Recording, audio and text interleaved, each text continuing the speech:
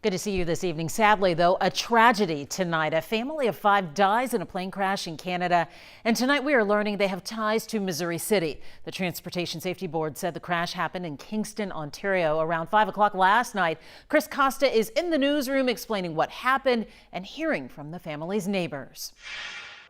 CBC News reports that Odebek Ablakalov and his family were 5 of the 7 people killed in that plane crash, according to a friend at the scene. Ablakalov has a home in Missouri City, according to FAA records, and his pilot's license and a similar style plane are registered to that address. Investigators say the plane was destroyed when it hit the ground at a steep angle of impact. They say they were participating in a visual flight rules flight, where a pilot relies on eyesight, not the plane's instruments, to navigate. Investigators say there were reports of deteriorating weather, but they say it's too early to know if this affected the crash.